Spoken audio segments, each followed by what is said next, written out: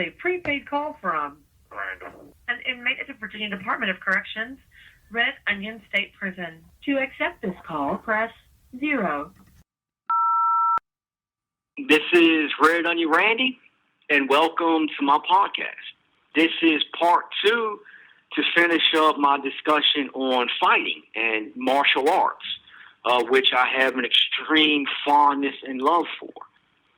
You know, as I was telling you last week, I've been in fights, mostly juvenile, some adult, not as much adult fighting because I've spent so many years in long-term solitary confinement. You can pretty much only fight with yourself. Though I did get to fighting with a CO, which I'll tell that story here in a little bit.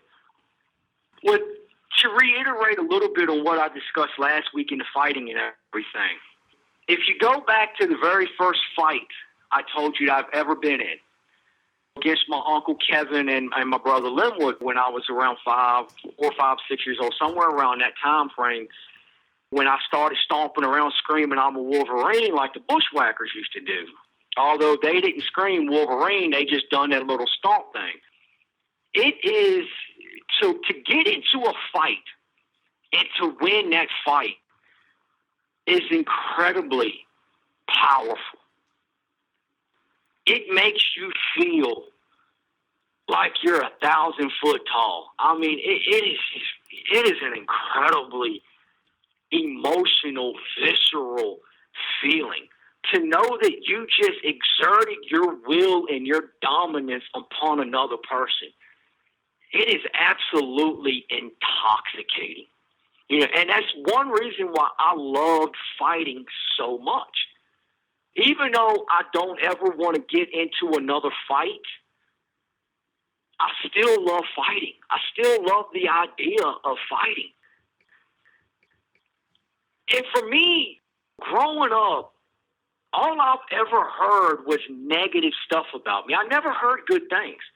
The only person who ever really, truly believed in me and said good things about me was my granddaddy, William Earl Herring. He was the only one who ever thought that I was worth anything.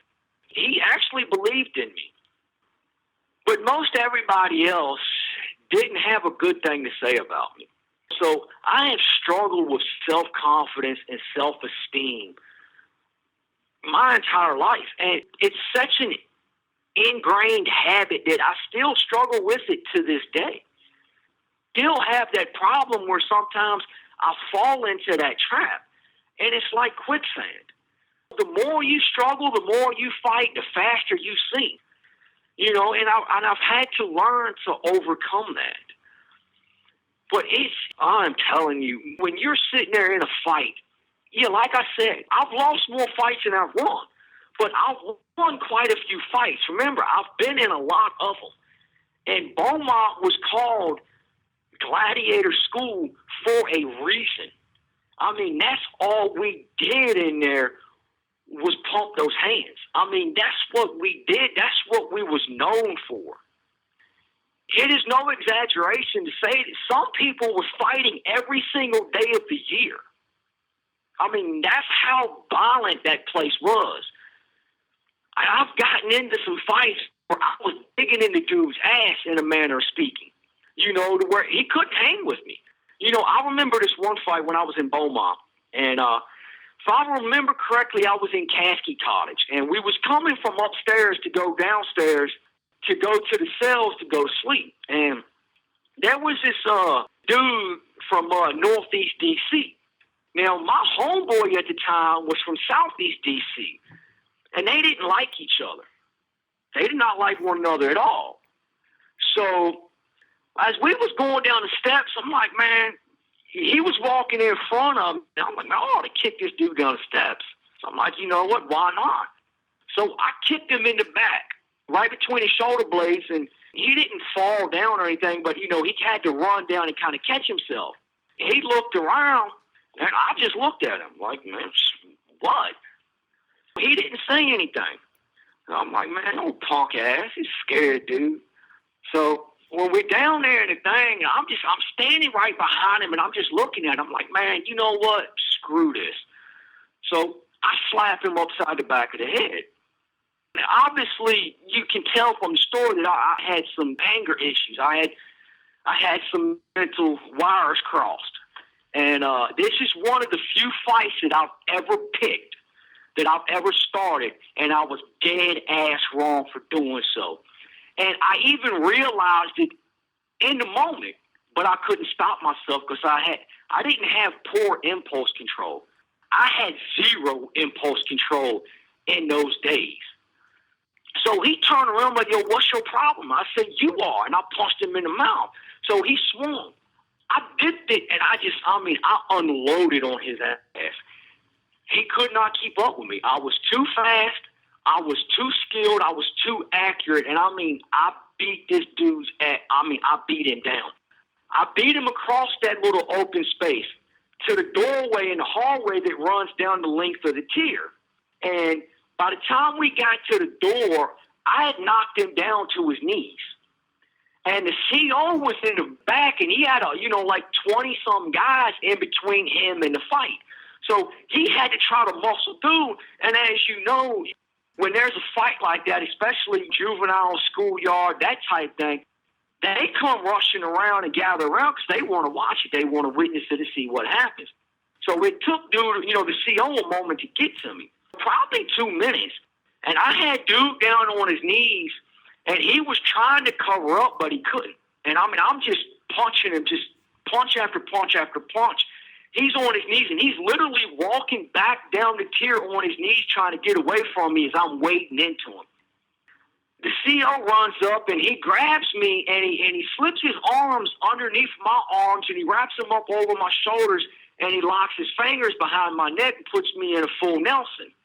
He pulls me up off a dude, and by that time, dude, he gets his feet under him, and, he's looking at him, and he shakes, the blood and everything off of his face and out of his eyes and whatnot, because I don't split him open. I messed dude up pretty good. And he hauls off and he punches me in the mouth, and my two bottom teeth, he splits them straight down the middle, and he starts to punch me while the CO was holding me. He got a couple of good licks in while I was being held, but I straight whooped dude's ass. That rarely happens in a fight, but I was good at it. And just to dominate him in the manner that I did, because when I was free, when the CO wasn't holding me, he had no answer for me. Normally, you get into a fight, you're trading blows back and forth. He had no answer for me, and it's an incredibly, incredibly intoxicating feeling to get into a fight and to win it. And that's why I did it, because I had no self-esteem. I had no self-confidence. It was the only way of making me feel good. When you get into a fight, man, people respect the fact that you're not only a fighter, but they really respect it if you can fight. And I have hands. I know how to throw my hands. I know how to throw combinations. I can throw kicks. And, that's why I love martial arts. The reason why I've always loved martial arts, and I've always wanted to learn martial arts and to really just dive deep into it, is because my dad beat the living hell out of me as a kid. And I always told myself, when I get older, I'm going to learn martial arts. And then ain't you or anybody else ever going to beat me like this again. And that's what led me to martial arts. I've never been to a martial arts studio. I've never been officially trained. I don't have no black belt or this or that.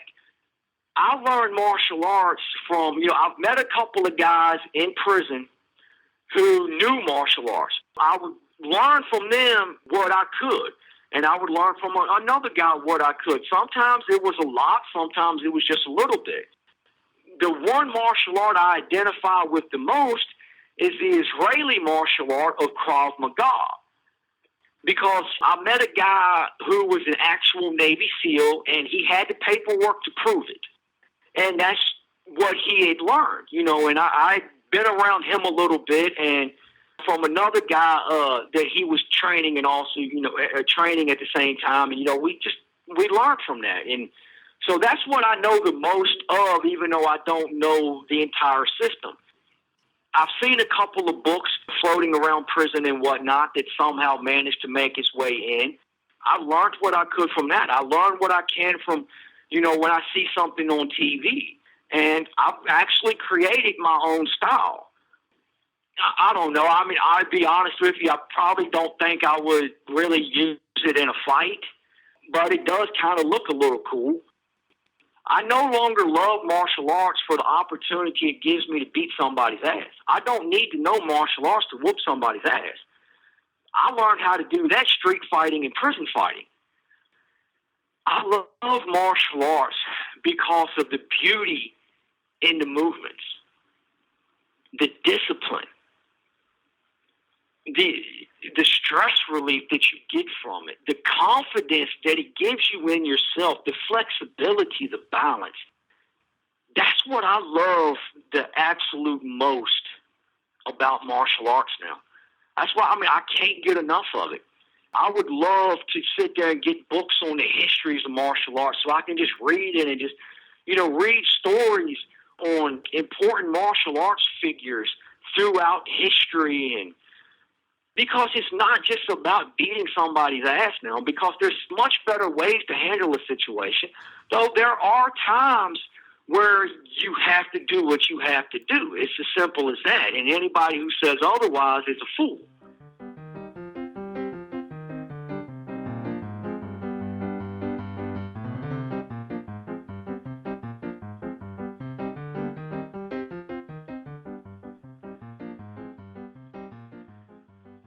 I'm a Christian, and I've had some guys throw something Jesus said up in my face I don't know how many times. And it's this: Jesus said, turn the other cheek. But you have a lot of guys in prison that don't understand what Jesus meant when he said that, and they kind of want to throw it in your face. And I have to stop, and I have to catch myself, and I have to explain it to them. Look, man, what Jesus meant by that was, don't worry about what a person says about you. Just turn the other cheek, man. Let them say what they want to say. You know what I'm saying? Because at the end of the day, they don't really know you. Only you know you. So it's unimportant, even though, yes, words can and do hurt. But at the end of the day, is what they're saying really true about you? And if it's not, the hell with them. They don't know what they're talking about. And I explain it to them like this. All right. Let's say I'm happily married, and let's say I have a 16-year-old daughter. And one night I wake up with a gun in my face, and you got a dude right there, and he tells me straight up, look, man, I'm going to rape your wife, and you go and watch. I'm going to blow your brains out. So I just lay there with the gun in my face while he rapes my wife. When he's done, he pops off inside of her and everything. He gets up, he starts to, pull his pants up and whatnot. And I say, hold up, wait a minute, man. I'm a Christian. I'm supposed to turn the other cheek.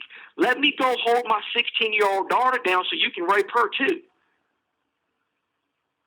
And they get my point. Jesus does not mean turn your other cheek when somebody puts their hands on you. You have a God-given right to defend yourself and your family. There are times when you not only have to fight, you absolutely should fight. But if you can walk away, I highly recommend walk away. I've been in too many fights to ever tell you anything else, because violence truly is not the answer in the overwhelming majority of cases where violence takes place. It's set aside your ego, set aside your pride. I know it hurts, but be the better man, be the better woman, be the better child. Just walk away. Who cares what somebody thinks about you? Because let me tell you something. I've spent my entire life in prison. Most people in this world, if you just gave them the bare minimum of facts about me, would tell you I'm one of the worst human beings ever. But that's not the case. There's so much more to me than my past. There's so much more to me than simple violence. And that's the thing I love about martial arts. Yeah, I haven't been able to study it to my heart's content. I rarely ever get to see a martial art movie. because we only have 15 television stations and they just want to play the same movies over and over and over again for 25 years. I mean, there's just such beauty in martial art. I mean, you truly find yourself. I train. I do what I can to train. You know, even though I don't have access to a lot of the equipment that I would love to have, and I don't have a lot of room, so I can't really practice, you know, spinning back kicks and roundhouse kicks and stuff of that nature. I do what I can with my hands, and I try to get some straight kicks in, some heel kicks and whatnot, just so I can keep my flexibility and my limberness and, you know, try to remain a little bit light on my feet. And it brings me such joy. It brings me such peace.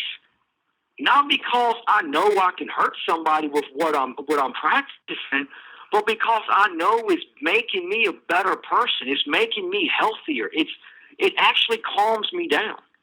And I really don't have nobody I can talk to about it, because I'm basically the only one in the pod I'm in that actually knows any type of martial arts or whatnot.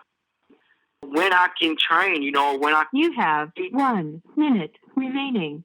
When I can read something about martial arts, or I can see something on TV pertaining to martial arts, because it brings me such peace and joy now, knowing that in its own way it has helped make me a better person. It has helped give me the discipline and the dedication that I need to actually stop fighting. And that's what martial arts is truly about. It's not about fighting. It's so you don't have to fight. This has been Red Onion Randy. Please check out my website, redonionrandy.com. And for those of you who listen to me on Apple Podcasts, please rate me and review me. Thank you for listening to me. Take care and stay safe.